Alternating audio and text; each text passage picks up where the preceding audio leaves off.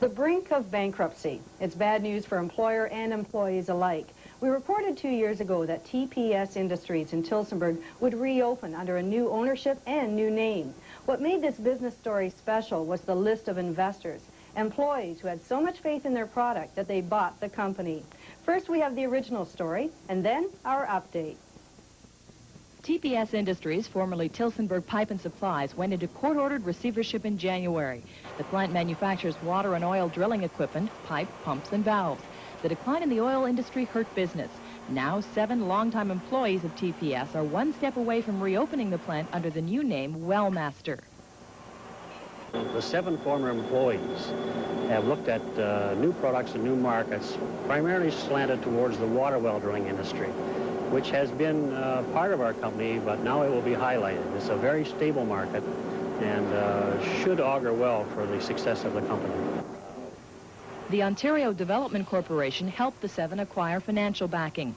2 employees of a similar company in Edmonton joined the group and bought the assets of the Tillsonburg plant for $1.6 million. The final date for appeal against the purchase is May 15th, but Mackenzie isn't expecting opposition. The current 15 employees will jump to 35 by the year's end, with an eventual target of 60 employees.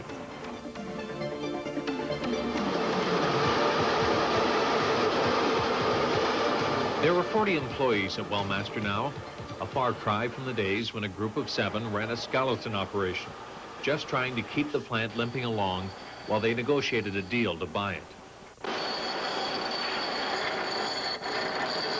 The Vice President Doug White and myself, we were at the forefront trying to arrange some way of buying the company. The other 5 guys were trying to keep it going while we were going up and down 401 highway between London and Toronto. Jim Mackenzie is the president of Wellmaster. A 21-year employee at the time TPS went bankrupt, and one of the group of 7. I had enough financial reserves that I didn't have to borrow money, and I didn't have to, because I'm older and some of the other, all the other guys are younger, and that's not the case with some of those fellows. They did have to mortgage their houses, and so you got to thinking about this. Are we getting these fellows into something that they could maybe lose their life savings? And so you become concerned about that. In putting together the deal to buy the water well, oil and gas pipe and parts manufacturer, the partners had to come up with $22,000 each for a cash down payment. That meant taking out a small mortgage in the house and dipping into life savings for fabrication manager Tony Plateau. I'd been with this company, with the old company, for 20 years, and I knew there was a lot of potential here, so I didn't have to think on it very long. I just put my life savings on the line and jumped in it right away. How many more to go on that order? About 8 or 10, when she's done. Plant manager Al Ivey came on board just 1 year before the bank called a loan, but the trouble became apparent 2 months after he started. You make a move into a company, and then after a short period, you realize that the move maybe wasn't the wisest move you made. Then you start to wonder, what do I do? Do I start looking for other employment, or do I think this out and see if we can get the company going? And that's basically where we try to do it, is get the company back on its feet. The rally by 7 employees to buy what was left of TPS and salvage it has preserved the employment role and added jobs. There are 40 employees now, up from 26 when the name was changed and Wellmaster was launched. The company is hoping to expand fabrication, but it's keeping plans under wraps for competitive reasons. Pump manager Don Lane reflected on the purchase while planning a dealer show.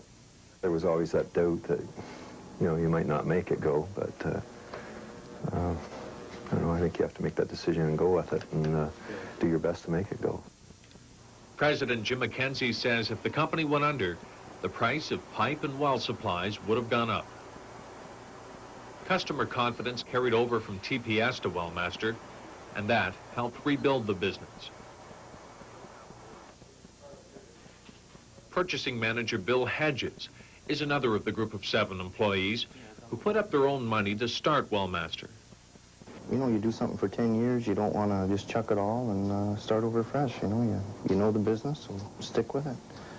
The seventh member of the group was not available at the time we visited the plant, but Jim McKenzie wanted to make sure that each is recognized. And we don't make a major decision, none of us do, without talking it over among ourselves. And it's surprising how many times a guy will have which he thinks is a crackerjack decision or an idea, and you get 6 other guys pulling it apart and looking at it and playing devil's advocate, and you'll come up with a heck of a lot better idea with 6 more minds. In talking with the group of 7 that have turned Wellmaster around, it's apparent the fact they made a stake in the company reflects a belief in themselves, as well as the business. Well, I think we saw something in the company. I think we saw some potential. Well, you start ready painting, Larry? Ready? I think also we saw an opportunity for ourselves. I think having someone more. Pretty sure this is the last one. Okay.